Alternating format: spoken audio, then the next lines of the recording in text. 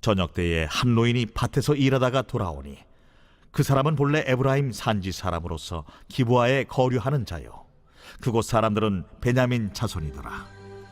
노인이 눈을 들어 성읍 넓은 거리에 나그네가 있는 것을 본지라 노인이 묻되, 그대는 어디로 가며 어디서 왔느냐?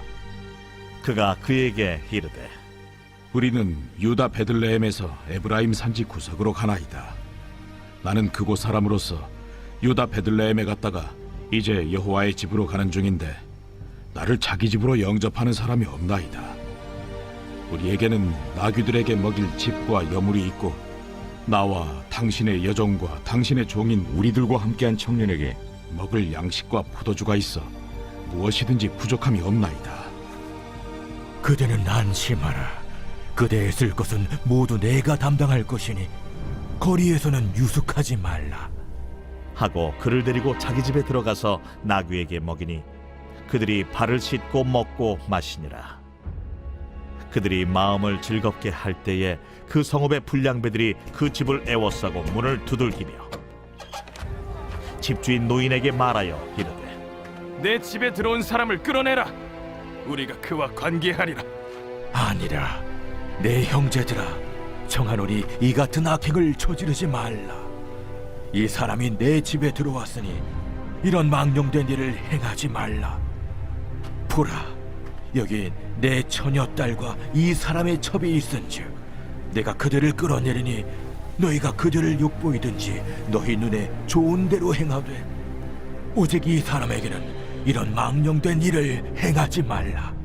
하나 무리가 듣지 아니하므로 그 사람이 자기 첩을 붙잡아 그들에게 밖으로 끌어내매 그들이 그 여자와 관계하였고 밤새도록 그 여자를 능욕하다가 새벽 미명에 놓은지라. 동틀 때에 여인이 자기의 주인이 있는 그 사람의 집문에 이르러 엎드러져 밟기까지 거기 엎드러져 있더라. 그의 주인이 일찍이 일어나 집문을 열고 떠나고자 하더니 그 여인이 집문에 엎드러져 있고 그의 두 손이 문지방에 있는 것을 보고 그에게 이르되, 일어나라, 우리가 떠나가자. 하나 아무 대답이 없는지라.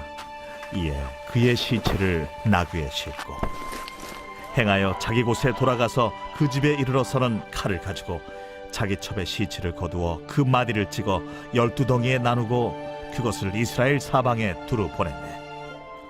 그것을 보는 자가 다 이르되, 이스라엘 자손이 애굽 땅에서 올라온 날부터 오늘까지 이런 일은 일어나지도 아니하였고 보지도 못하였도다. 이 일을 생각하고 상의한 후에 말하자 하니라. 여러분 반갑습니다. 오늘도 귀트로 여는 기막힌 하루입니다. 본 말씀 사사기 19장 16절부터 30절의 말씀입니다. 신약의 로마서 12장 2절에서 성경은 너희는 이 세대를 본받지 말라고 명령하고 계십니다. 우리 그리스도인은 타락한 세상으로부터 구별되어 인생의 목적을 거르게 두고 날마다 거룩하기를 힘써야 합니다. 그러나 왕이신 하나님을 버린 이스라엘은 세상을 닮을 뿐 아니라 세상과 완전히 한 몸이 되어버렸습니다.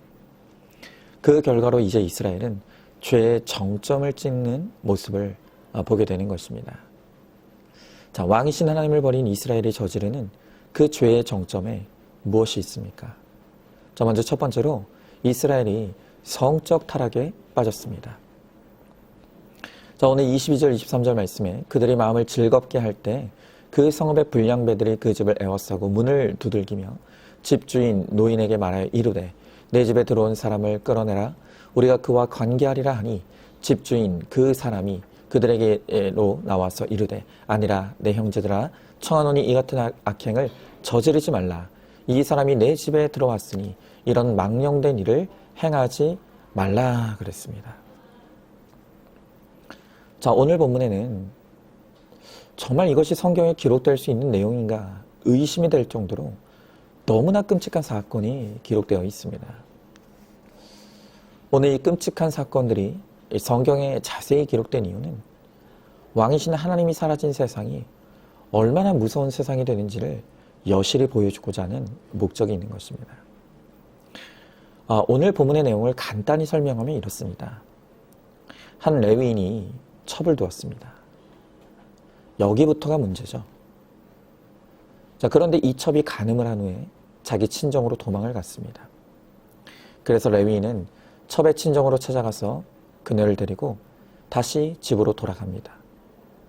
자, 그런데 돌아가던 길에 이 기브야에서 하룻밤을 보내게 됐는데 유숙할 곳을 찾지 못하던 중에 한 노인을 만나 그의 집에서 밤을 보내게 되었습니다.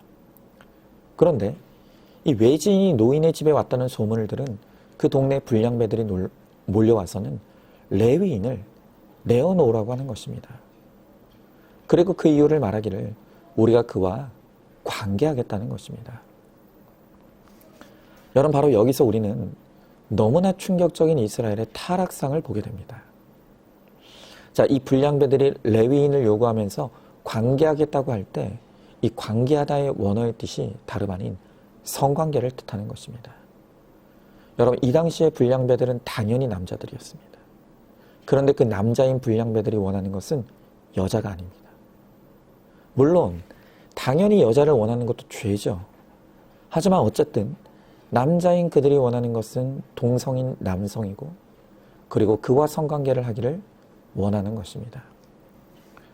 여러분, 우리는 바로 이 장면을 통해서 지금 사사시대 이스라엘 백성들 가운데 동성애가 얼마나 깊숙이 자리 잡고 있었는지를 확인하게 되는 것입니다. 여러분, 우리가 이 장면을 보면 창세기 19장에 나오는 소돔과 고모라의 모습이 떠오릅니다. 그들도 하나님의 천사가 소돔에 방문한 것을 알고 롯의 집에 몰려들어서 그들과 성관계를 맺기를 요구했었습니다. 자, 그러나 소돔과 기브아는 전혀 다른 상황입니다. 소돔은 하나님을 믿지 않는 이교 도시입니다. 그들에게는 죄의 개념이 없습니다. 그러니 그럴 수도 있는 것입니다. 하지만 기브아는 이스라엘 땅입니다. 그것은 거룩한 하나님의 나라입니다. 그런데 그 거룩한 이스라엘이 소돔처럼 되어버린 것입니다. 왜 이런 일이 일어났다고요? 그들이 왕이신 하나님을 버렸기 때문입니다. 하나님을 버리고 떠난 이스라엘이 빠져든 죄가 바로 성적 타락이고 그 성적 타락의 정점에는 동성애가 있습니다. 자, 그런데 중요한 것은 이것이죠. 그럼 우리는 왜 이렇게 보기에도 불편하고 듣기도 불편한 오늘 이 말씀에 주목해야 합니까? 그것은 지금 사사시대 이스라엘 백성들에게 일어나고 있는 이 일이 바로 우리 시대에도 그대로 일어나고 있기 때문입니다. 여러분, 지금 온 세상에 동성애의 파도가 쓰나미처럼 몰려들고 있습니다. 그리고 동성애의 죄가 이미 이 나라에도 깊이 뿌리 내리고 있습니다. 성경은 이미 창세기에서부터 한 남자와 한 여자가 서로 사랑하는 것을 하나님의 창조 질서로 정하셨습니다. 그리고 가정 역시 한 남자와 한 여자의 결합으로만 이루어지는 것임을 분명히 하십니다. 그렇기 때문에 성경은 구약에서부터 신약에 이르기까지 동성애는 하나님을 부정하는 것이고 창조 질서를 끄트리는 매우 큰 죄이고 부끄러운 것임을 일관되게 말씀하시는 것입니다. 여러분, 그러나 오늘 기브아의 불량배들이 당당하게 레위인을 내어달라고 주장하는 것처럼 오늘 우리 시대의 동성애자들도 너무나 당당하게 자신들의 동성애를 인정하라고 요구합니다. 그리고 이제는 이 포괄적 차별금지법이라는 이름으로 동성애를 합법화하고 그것을 반대하는 자들을 핍박하려고 시도하고 있는 것입니다. 여러분, 우리 기독교야말로 차별을 깨고 평등을 이루는 일에 가장 앞장서 왔습니다. 그 어떤 차별도 결코 인정하지 않는 것이 하나님의 뜻이고 기독교의 정신입니다. 그런데 지금 동성애자들과 정치권 일각에서 제정하려는 이 포괄적 차별금지법을 보면 성별, 장애, 나이, 인종, 피부색과 같은 이 정상적인 범주의 차별 안에 아주 교묘히 성적 지향과 성 정체성을 차별받으면 안 되는 대상으로 끼워 넣은 것입니다. 그리고 만약 누구든지 동성애를 반대하는 표현을 하거나 주장을 하게 되면 법적으로 처벌받게 하겠다는 것입니다. 여러분, 이미 말씀드렸듯이 기독교가 동성애를 반대하는 이유는 그들을 무시해서도 아니고 미워해서도 아닙니다. 그것이 죄이기 때문입니다. 하나님이 죄라고 말씀하셨고 하나님의 창조 질서를 깨뜨리고 가정을 붕괴시키는 무서운 결과를 낳기 때문에 우리는 결코 동성애를 인정할 수 없는 것입니다. 그러나 하나님을 왕으로 인정하지 않는 이 세상은 동성애가 죄라고 말하는 기독교의 진리를 비웃습니다. 그리고 이제는 법이라는 무기를 통해 진리를 핍박하려고 하는 시도를 하고 있는 것입니다. 여러분, 동성애를 허용하는 순간 어떤 끔찍한 일이 세상에 벌어지는지 바로 오늘 성경이 우리들에게 신랄하게 보여주고 있습니다. 여러분, 그러므로 우리는 이 포괄적 차별금지법이 제정되지 아니하도록 마음을 모으고 힘을 모으고 뜻을 모아야 합니다. 그리고 이 땅에 거룩한 하나님의 나라가 이루어지기를 우리는 소망하며 힘써야 하겠습니다. 자, 한번 질문해 봅니다. 성적 타락의 정점에 동성애가 있다는 것을 알고 있습니까? 포괄적 차별금지법은 진리를 훼손하고 복음 전하는 자의 입을 틀어막는 악법이라는 것을 알고 있습니까? 포괄적 차별금지법이 제정되지 아니하고 이 땅이 거룩한 땅이 되기를 함께 힘과 마음과 뜻을 모으시기 바랍니다. 자, 두 번째로 왕이신 하나님을 버리니 생명을 하찮게 여깁니다.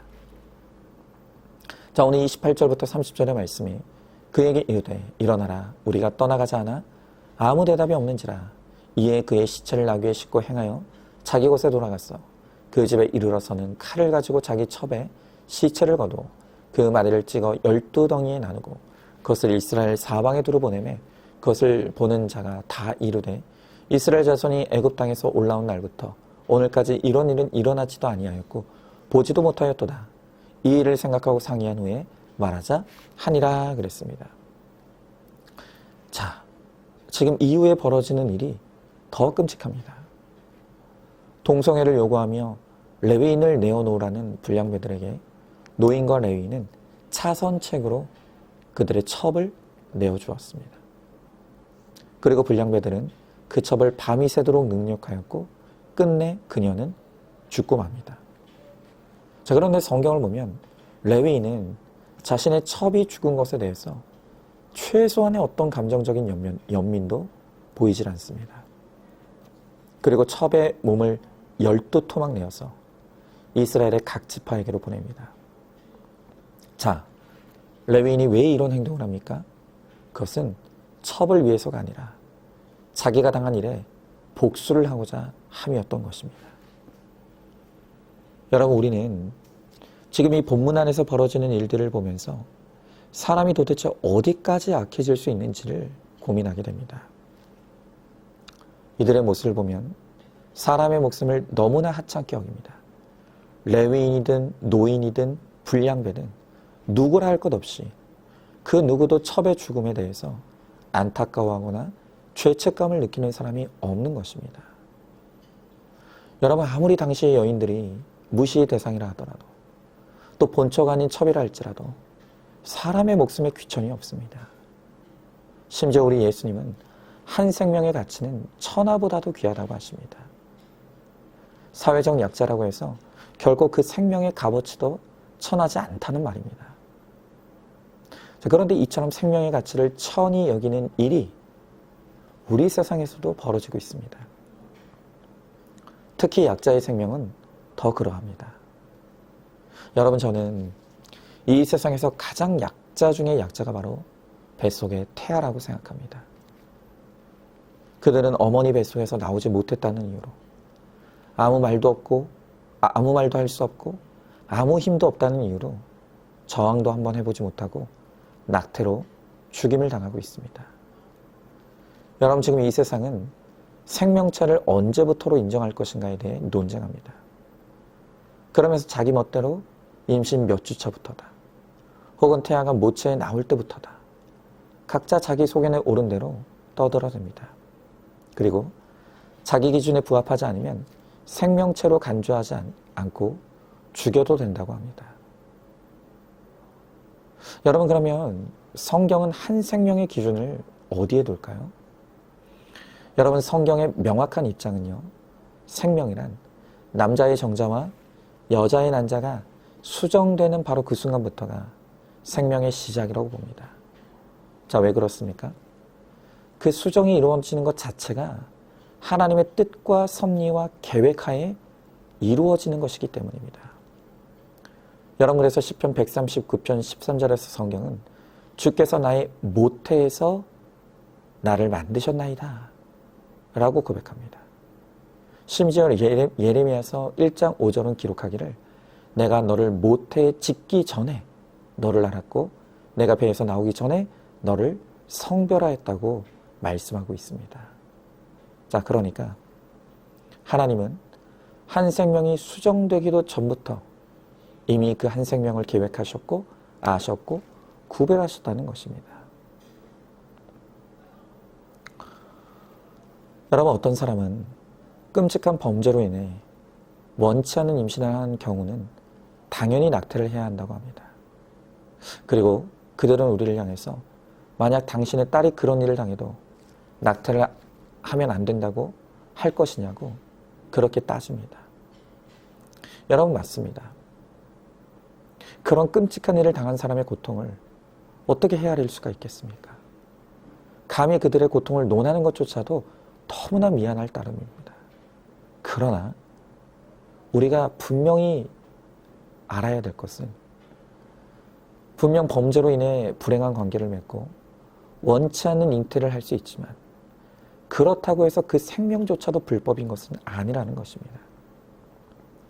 우리가 감정적으로 심정적으로 동의하기 어려울지라도 그러한 생명조차도 하나님의 뜻 안에 있음을 우리는 믿어야 합니다. 여러분, 실제로 성경 안에는 불행한 관계 속에서 태어났으나 존귀한 인생이 된 사람들이 기록되어 있습니다. 바로 그 대표적인 것이 시아버지 유다와 며느리 다말이 부끄러운 관계를 통해서 베레스와 세라를 잉태한 것입니다. 비록 그들은 정말 부정한 관계를 통해서 태어난 생명입니다. 하지만 그들은 마태복음의 예수님의 계보에 이름을 올리는 예수 그리스도의 조상이 되었던 것입니다.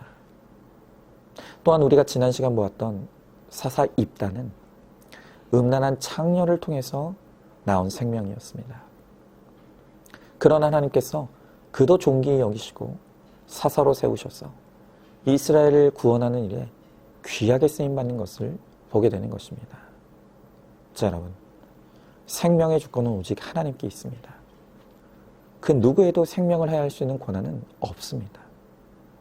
그런데 지금 이 나라가 낙태법을 통과시켜 누구든지 자유라는 이름으로 원하기만 하면 생명을 죽이는 일을 허용하려고 합니다. 여러분, 우리는 단호하게 낙태법을 반대해야 합니다. 그것이 진리를 소화하는 우리가 감당해야 될 사명입니다. 이 땅의 모든 생명이 귀히 여김을 받고 무엇보다 한 생명이 구원받는 일에 우리가 생명을 거는 그 일에 쓰임받는 저와 여러분 우리 모두가 될 수 있기를 주님의 이름으로 축원합니다. 자, 한번 질문해 봅니다. 모든 생명은 귀하고 누구도 생명을 해할 수 없다는 것을 알고 있습니까? 모태에 있는 태아도 하나님의 뜻과 계획대로 조성된 천하보다 귀한 생명임을 깨닫습니까? 낙태법이 제정되지 않도록 마음과 힘과 뜻을 모아주시기 바랍니다. 우리 함께 기도하겠습니다. 오늘도 8월 8일 보석상자입니다.